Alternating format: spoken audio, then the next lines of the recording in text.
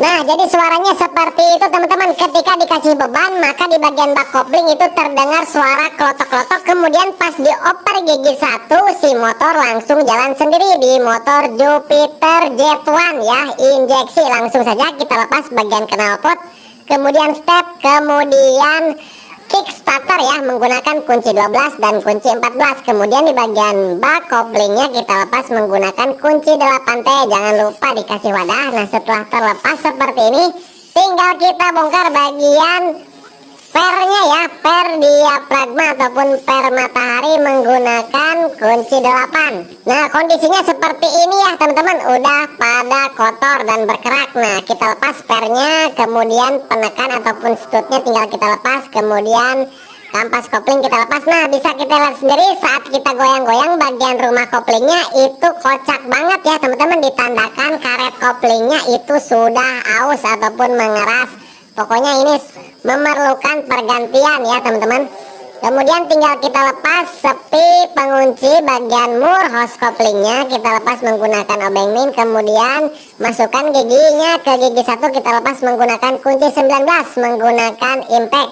Tinggal kita lepas bagian spinya, kemudian rumah kampas kopling kita lepas, ada ring di belakangnya, tinggal kita lepas mangkok koplingnya. Nah, ini goyang ya teman-teman, nanti kita ganti. Kemudian di belakang rumah kopling ada ring tebalnya 5 cm. Kemudian kita lepas mur yang depan menggunakan kunci 19 ya. Kita lakukan pengecekan, ada ring. Nah, kita lepas bagian mangkok kampas otomatisnya ya, seperti ini.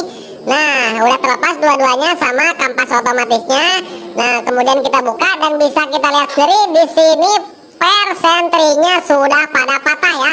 Nah, kemudian untuk ceknya ini sudah lepas-lepas, jadi nanti kita perbaiki. Nah, seperti ini teman-teman, ini yang menyebabkan ketika kita oper ke gigi 1 maka si motor langsung jalan sendiri. Kita cek semua komponennya, kita lepas gigi pompa olinya dulu ya supaya kita dapat membersihkan. Nah, kita cek bagian lahar, kemudian pompa oli, kemudian setut. Biasanya pernya itu udah pada mau patah tapi ini masih aman. Kemudian tinggal kita lepas ya, kita cek. Nah, di sini nih. Nah, pernya udah pada lepas semua ya teman-teman. Jadi kalau teman-teman mau ganti itu bisa ganti pernya saja. Namun kan di sini untuk kampas otomatisnya juga sudah pada aus ya teman-teman. Ini sudah tidak layak karena sudah tipis banget. Kemudian di bagian karet kopling kita bisa bor, kemudian bisa digerinda ya. Nah, bisa kita lihat sendiri kampas otomatisnya itu udah tipis. Nah, kita ganti menggunakan yang satu set seperti ini. Tergantung biaya ya, mau beli kampasnya saja bisa, tapi bukan yang ori ya. Kalau yang original itu udah satu set sama platnya. Kemudian kita pasang bagian ceknya, pasang bos, kemudian ada plastik seperti ini. Kemudian ada pelornya 3 biji supaya lebih mudah kita kasih pelumas. Kita kasih gemuk ya supaya tidak lepas. Nah, di dalamnya kita kasih ring. Kemudian untuk pernya itu bisa dikasih 1, bisa dikasih 2, bisa dikasih 3. Nah, di sini yang bawaannya cuman ada 2 saja. Biasanya ada 3 dan ada 1. Pokoknya mau dipasang 1 bisa, pasang 2 bisa, pasang 3 lebih bagus. Nah, cara pemasangannya seperti ini, jangan sampai salah. Jadi untuk dudukan pernya harus berlawanan dengan ini ya. Nah, dudukan yang ada di kampas otomatisnya jadi harus menghadap. Pokoknya ada tempat penyimpanannya ya. Kalau misalkan terbalik nanti tidak bisa terpasang untuk per yang kecilnya itu. Kemudian ketika kita putar itu bisa berputar dan bisa macet. Kemudian pasang bagian bos yang depan, kemudian pasang kampas otomatisnya nanti seperti ini. Oke, kemudian tinggal kita rakit bagian karet koplingnya ya seperti ini. Nah, caranya seperti ini. Jadi usahakan karetnya itu harus benar-benar pas ya. Menyudutnya jangan sampai salah ya teman-teman. Nah, posisikan seperti ini semuanya. Nah, harusnya ini ada kencang ya, namun ini kok longgar ya. Nah, kalau longgar gitu teman-teman bisa ganjal menggunakan karet bekasnya karena berbeda ya dengan motor Jupiter.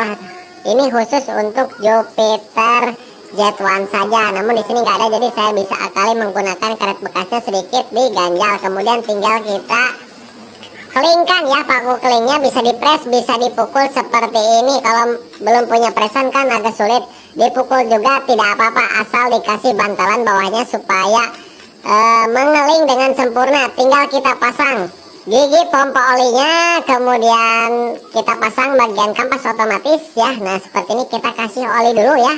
Kita kasih oli, kemudian tinggal kita pasangkan ya teman-teman. Nah, bosnya bisa kita lepas dulu, bisa kita kasih oli ya.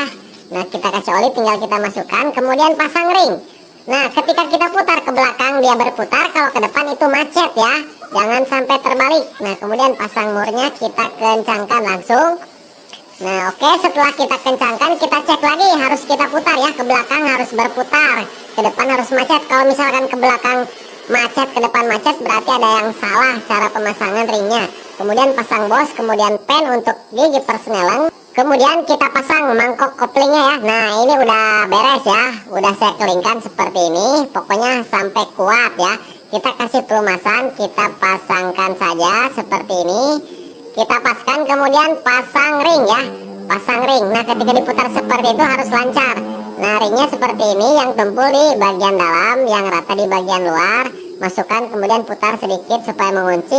Pasang bagian rumah kampas koplingnya. Nah, kita masukkan sembarang saja boleh. Kita putar lancar, kemudian pengunci murnya kita pasang juga, dan murnya kita pasang. Kemudian tinggal kita kencangkan, masukkan giginya, kita kencangkan menggunakan impact secukupnya saja ya, secukupnya, jangan terlalu kencang nanti takutnya patah ataupun selek. Kemudian kita pakai tang untuk mengunci. Nah, udah beres, kita putar seperti ini, harus lancar, jangan sampai macet. Kemudian pasang bagian kampas kopling, kita kasih pelumasan dulu. Kampas koplingnya kalau misalkan masih bagus, jangan perlu diganti, ini belum aus ya, tidak terlalu gosong. Kemudian pasang kampas kopling, kemudian plat geseknya, ada pernya 3 biji ya, jadi harus dipas-paskan ya, harus dipaskan. Nah, kemudian pasang kampas kopling, jadi kalau tidak pas itu tidak bakalan masuk. Kemudian untuk gigi rumah kopling lawannya itu disesuaikan, yang ada pernya harus pas dengan yang ada pernya, jadi nggak bisa sembarangan ya. Nah, seperti ini. Kemudian tinggal kita pasang, di dalamnya ada bearing ya, kemudian setut, kemudian corong seperti itu. Kemudian pasang bagian per mataharinya, jadi jangan sampai terbalik untuk pemasangan per mataharinya ya. Kemudian tinggal kita pasang lagi ring besar, kemudian baut-bautnya kita pasangkan, dan sangat mudah sekali, pasti teman-teman sudah bisa paham. Sekali ngelihat video ini sudah bisa ya. Nah, kemudian tinggal kita kencangkan saja secukupnya, nggak perlu kencang-kencang ya, karena nggak bakalan kendor ya teman-teman, karena tertahan oleh per matahari, tapi harus kencang secukupnya. Kemudian kita putar-putar seperti ini, udah lancar ya. Pasang saringan oli ya, pasang saringan oli udah saya bersihkan. Kemudian tinggal kita cek, tekan persneling ya teman-teman, harus main. Kalau misalkan nggak main berarti itu ada yang salah. Nah, ketika ditekan persnelingnya maka dia langsung ngopling tuh seperti itu. Jadi ditahan dulu ya persnelingnya, jangan langsung dilepas. Nah, setelah ditahan seperti ini dia berputar, ketika persnelingnya dilepas dia balik ya, dia sempurna. Kemudian pasang packing yang baru, kemudian bos center ataupun pindowal ada 2 biji, jangan lupa tak dipasang. Kemudian tinggal kita pasangkan langsung ke bagian crankcase-nya. Nah, seperti ini cara pemasangannya, dan harus berhati-hati. Setelah itu kita pasang semua baut-bautnya, dan baut-bautnya juga diperhatikan karena ada yang panjang, ada yang sedang, ada yang pendek. Tinggal kita kencangkan saja secukupnya. Kemudian tinggal kita masukkan olinya, knalpot udah dipasang ya teman-teman.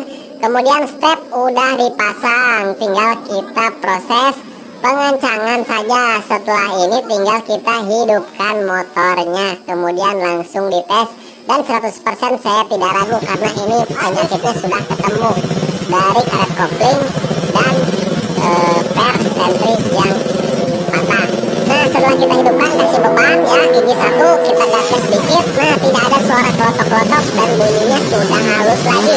Ketika saya tes pun ini motor sudah enak lagi ya, karena kampas otomatisnya diganti menggunakan yang baru. Sebelumnya itu tidak ada tenaga, sekarang ada tenaganya. Oke, mudah-mudahan bermanfaat.